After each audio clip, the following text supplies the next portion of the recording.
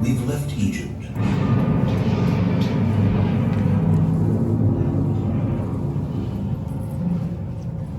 Back at the foot of Mount Sinai, we were commanded for the first time to build a tabernacle.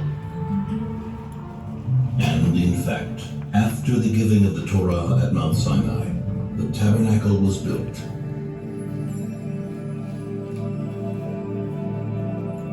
The tabernacle is a portable, temporary temple. But for 39 years, it accompanied us in our wanderings through the desert, taken apart and reassembled again and again. After entering the Holy Land, Joshua established the tabernacle in Shiloh. The Shiloh tabernacle is built of a stone foundation and wooden beams, and covered by layers of fabric, a combination symbolizing the transition from a temporary tabernacle to a more permanent one. Shiloh is to be the dwelling place of the Shekhinah, the divine presence, the holiest site for the Jewish people for 369 years. The tabernacle was comprised of two main parts, the courtyard and the tabernacle tent. The tabernacle courtyard was rectangular, 100 cubits in length by 50 cubits in width, about 50 meters by 25 meters. In the heart of the courtyard stood the altar, made of wood overlaid with copper. On it burned the eternal fire, on which sacrifices, meal offerings, and wine offerings were made every single day. Since it is forbidden to ascend the altar by stairs, the Kohanim, the priests, ascended by a ramp. Before the Kohanim begin the tabernacle service, they would purify their hands and feet in the copper laving basin which stood between the altar and the tabernacle tent. It is said that when the contributions for the tabernacle were collected in the desert, all the women donated their copper mirrors from which the laving basin was made. First thing in the morning, the Kohanim entered the tabernacle tent, the sanctuary, for the day's service. Twice a day they burned incense on the gold-plated incense altar. A blend of 11 special spices, which were placed on the coals, and whose wonderful perfume wafted far into the distance.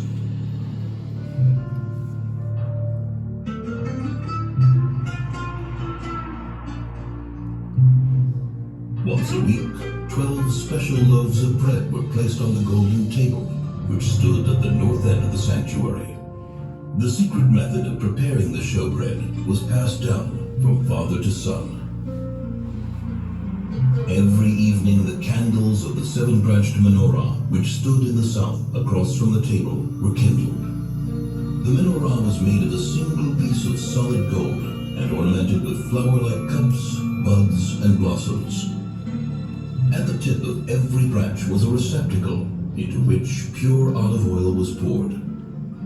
Ever since, the menorah has been one of the symbols of the Jewish nation.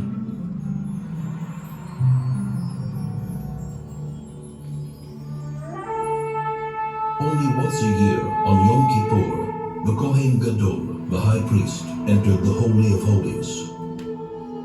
In the Holy of Holies stood the Ark of the Covenant, on top of which were the curtain and the two cherubs. The cherubs were in the form of two angels, facing each other, with wings outstretched over the Ark. Inside the Ark were the tablets of the covenant, the first tablets, which were broken by Moses, and the second, unbroken tablets. The tablets and the broken tablets lie inside the Ark. This is the place from which God's voice is heard. And I will speak to you from above the Ark cover, between the two cherubs, which are above the Ark of the Covenant. The tabernacle is a place of meeting, where man meets himself, where man meets his brothers and his people, where man meets his Creator. There is much more to it than meets the eye.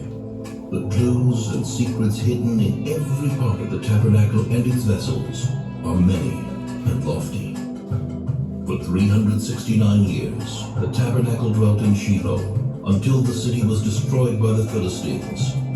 it then wandered until Solomon built the temple in Jerusalem.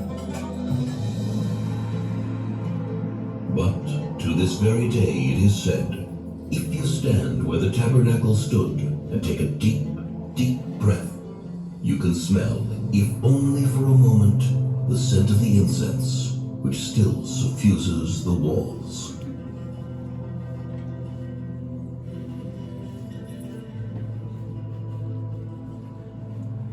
Wow, that's awesome.